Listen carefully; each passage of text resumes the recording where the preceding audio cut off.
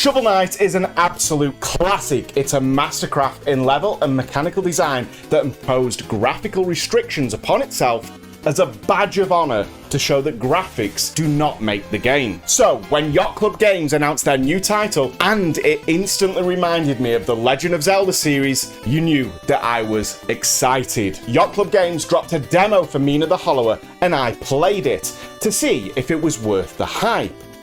And maybe it's not. Initially, I think it looks great. It captures the Oracle of Ages, Oracle of Seasons, Game Boy Zelda incredibly well. But it also has its own identity with its sort of dark gothic fantasy aesthetic. And at a glance, it looks really great. Character designs are cool, the world is aesthetically pleasing. However, I found some of the visual design cues hard to understand. I struggled to discern if it was a floor tile, or a wall that blocked my path, or a wall I could jump over, or a wall I could destroy. Whilst I wasn't at a complete loss, I did feel the graphics were working against me. Unlike Shovel Knight, that felt like it never needed more colours or pixels to communicate design ideas to the player, my short time with Mina the Hollower did make me feel like that with higher colours or higher pixel count, the designers could have communicated better to me. In saying that, I did start to adjust and started recognising new elements much faster, but communicating intent is a key component of game design, and I felt like Mina the Hollower doesn't quite land that.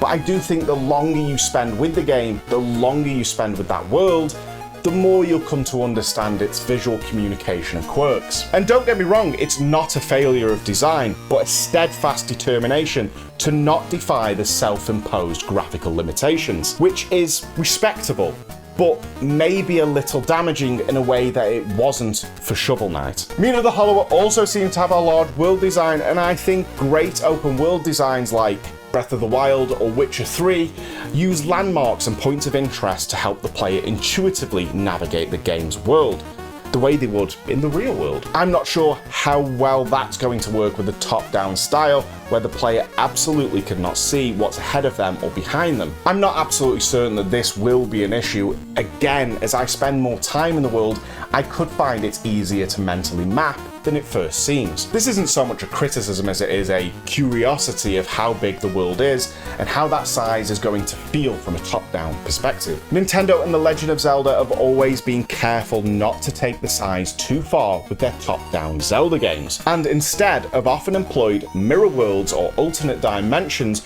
where the second map structure is very similar to the first.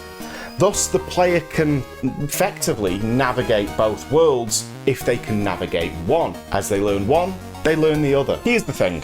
It's easy to reference The Legend of Zelda when you see a top-down game that looks like this, but my time playing it, it didn't remind me of Zelda in the way it plays. Instead, it reminded me of a top-down Soulsborne. I mean, I'm sure Mina the Hollower won't be as punishing as a Soulsborne or as difficult, but it has that certain quality, that feel that a Soulsborne game has, having to learn enemy attack patterns and using dodging mechanics to capitalise on brief windows of time to do damage. It also features some RPG-like progressions and 3 distinct weapon styles, although I did only play with the hammer, which I didn't really enjoy. It was too slow for my liking. There is also a whip and dual daggers on offer for varied playstyles. With a bit of research and a few rewatches of Mina the Hollower's trailers, it's clear to me that there's more to this game than the demo provides. And this is the issue I have with game demos. It's very easy to say that all games should have a demo, and I can see the merit of it. But I can think of a number of games where if I'd have played a demo of it, then I maybe wouldn't have played the full game. Games like Witcher 3, that have deep mechanics and expansive worlds. It's hard to get a taste of a game when you spend such a small amount of time with it. So then, the demo did put me off Mina the Hollower, but with how great Shovel Knight is, I'm probably willing to give Yacht Club the benefit of the doubt and ignore my time with the demo and still play Mina the Hollower on release. Speaking of release, it was due out on the 31st of October but it's unfortunately had an indefinite delay. But don't worry too much, as Yacht Club Games have said that the delay isn't going to be too long.